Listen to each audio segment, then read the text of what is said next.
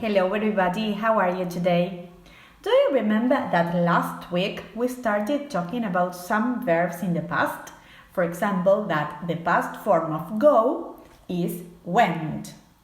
The past forms of is are was or were, and the past form of get is got. Well, today we will continue learning about this. We use the past tense to talk about things that happened in the past. For example, something that happened yesterday, something that happened last week, last month, a year ago, or something that happened a million years ago. But when we want to write or to talk about something that happened in the past, the verbs need to change, so we have to be super careful.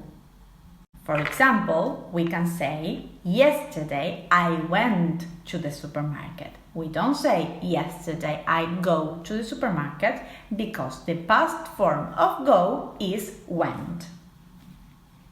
And there are two types of verbs. We have regular verbs and irregular verbs.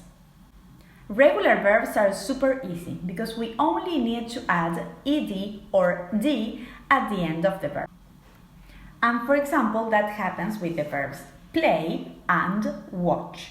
We just add ed at the end, and that's it. If we want to say those verbs in the past, we add ed, and we get played and watched.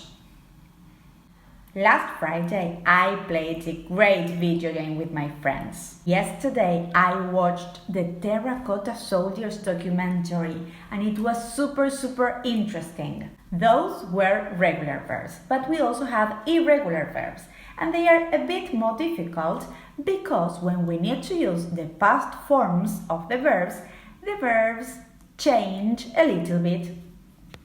For example, do you remember the past form of the verb go? It was went. And look at the verb. It changes completely. They don't look similar at all. Then we also have the verb buy and its past form bought.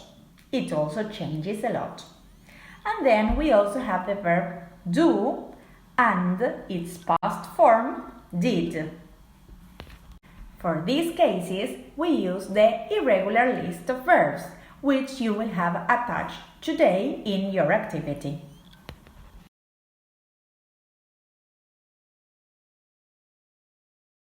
But, for example, imagine that you are looking for a verb in your irregular list of verbs and you cannot find it. When? Well, it is probably a regular verb and you just have to add an ed or d at the end.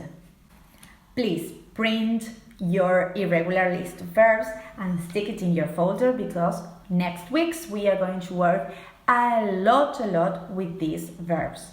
So I send you a big kiss and see you soon. Bye bye.